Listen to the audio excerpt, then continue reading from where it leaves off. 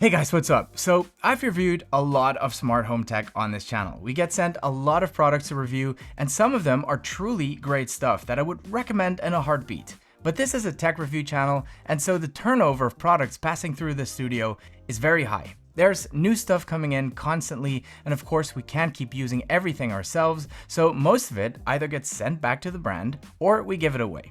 When it comes to smart home stuff, I tend to go by the motto, if it ain't broke, don't fix it. And while most of the products we use are relatively easy to set up on their own, it can be a bit of a pain in the neck to get everything to communicate together, to get that smooth smart home experience. And that is one of the main reasons I tend to stick with what works in my setup, even if a new product might be slightly better on its own. Anyway, I do get asked which products I actually use myself, so here are 10 of my favorite smart home products I use here in the studio. Let's ramble. Hold up, face go wild when I pull up. They all on me like it once. Alright, so my smart home experience, or smart studio experience rather, already starts when I open the door. I don't use a physical key. In fact, we ditched the physical key setup the day we moved into this space in favor of a smart lock. I'm using the Aqara Smart Lock U200, and what's cool about this one is that it's a retrofit smart lock, meaning you don't have to replace your entire lock. It works with your existing cylinder, including Euro and US deadbolt locks. And because it uses thread, it's super power efficient with a battery life of up to 6 months. If you're an iPhone or an Apple Watch user, you'll be happy that this supports Apple HomeKey, just tap to unlock, or you can use Aqara's NFC cards, which of course is great for kids or for guests. You can set a simple pin lock as well, but I personally went for the fingerprint instead. That way I'm sure that nobody else can get in here. Now, while I'm standing there opening my door, I'm already interacting with 2 more of my smart home products. My Ring doorbell is registering me from the door, and I have a Eufy camera mounted on the outside wall of my studio recording me from the side. I mean, the Ring doorbell probably doesn't need much of an introduction. Arguably the most well-known smart doorbell on the planet. They're reliable, the footage is solid, and it has a lot of customization features. Is it perfect? Not really. I don't like that there is a subscription fee, for instance, and the battery life is pretty abysmal. I would definitely recommend hardwiring this thing if you can. Unfortunately, I don't have that option here in the studio, and that means I'm swapping out the battery every 3 to 4 weeks, especially now that it's getting colder outside and the battery drains a lot quicker. I do not have that problem with the Eufy camera, which also has an internal battery, but it's being topped up by solar power, and I've literally never had to charge it since I've installed it here over 2 years ago. I'm using the Eufy Cam 3, by the way. In fact, I'm using 2 of them, one out front and the other one monitoring the back door of the studio. You can't be too careful.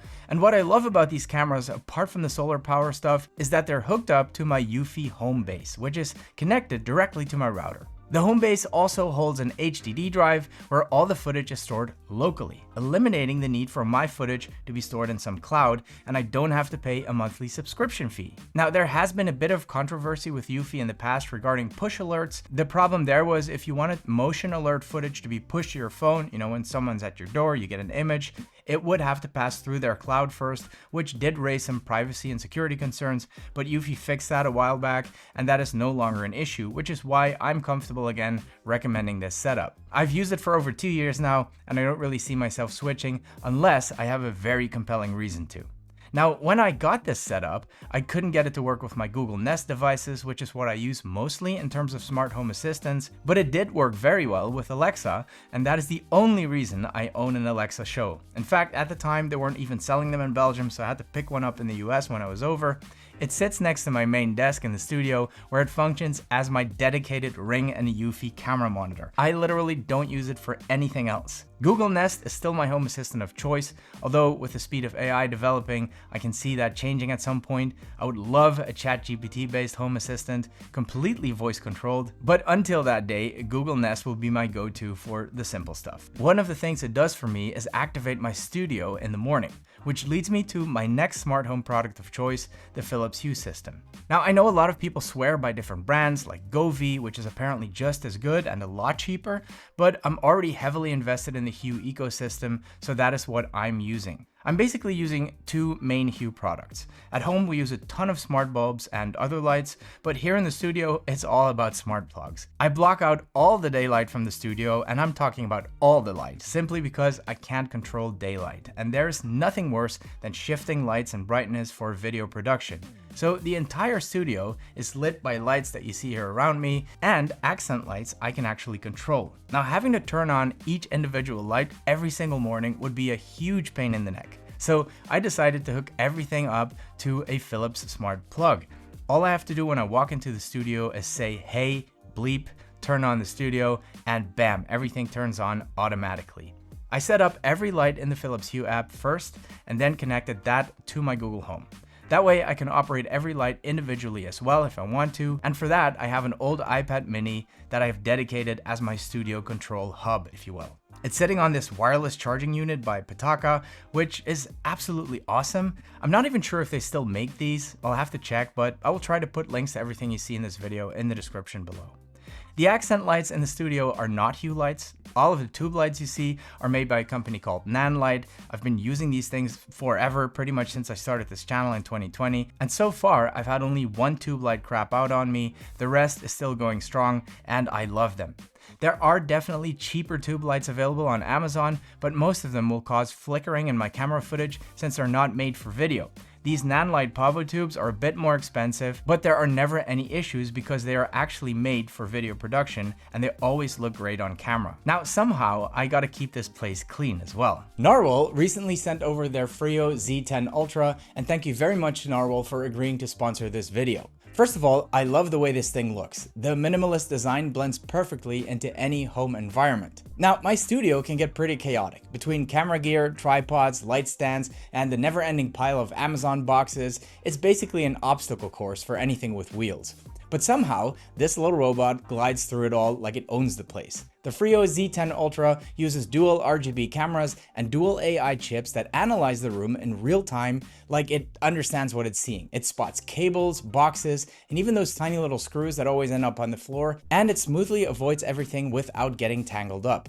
Then comes the deep clean system, which is kind of where the magic happens. It's got this extendable mop that pushes right up to the edges and corners using adaptive pressure and TÜV certified edge reach tech. It even tackles spills and sticky spots, basically the kind of stuff that happens when you open up one too many energy drinks during an editing session. Yeah, I know, I have an energy drinking problem. And I have to say, it's quiet, sleek, and it cleans itself afterwards. The base station handles everything, even washing the mops with hot water, so I can focus on making videos instead of cleaning the floor, or the robot for that matter. You can check out the Narwal Freo Z10 Ultra using the link below. It's smart home tech that's actually smart, and this one is definitely a keeper for me. Now, there are two more smart home devices in this studio I can't live without. This 65-inch OLED beauty by LG and my Apple TV 4K. I created this mini kitchen / living room setup in the back of the studio, which basically serves a dual purpose, or triple purpose even. I use it to record a lot of videos, so you'll see me using it as a set. I'm sure you've seen me check out my new tech on this couch, or maybe here at my little kitchen table, but I also use this space as a break room to have lunch, and it's also where I screen my finished videos before I upload them to YouTube, you know, to make sure everything looks okay and there's no weird colors or anything. Of course, I could do that at my computer as well, but a lot of you guys are watching my content on your TVs these days, so I want to know if everything looks good on there as well. LG does have its own operating system on board, including all the apps and built-in Google TV, etc. But personally, I prefer my Apple TV 4K. I just find the image is even crisper, including HDR content and Dolby Vision, and I absolutely love the simplicity of the Apple remote. That's one thing Apple really got right. Not to mention handing over stuff from my other Apple devices like my iPhone or my tablet, straight to the TV seamlessly. So guys, there you have it, my current smart home setup, or at least here in the studio. Not necessarily the very latest of the latest, but it works well and I don't see the need to mess with it just yet. I hope you enjoyed the video, give it a like if you did, and a sub to the channel would be much appreciated. See you in the next one.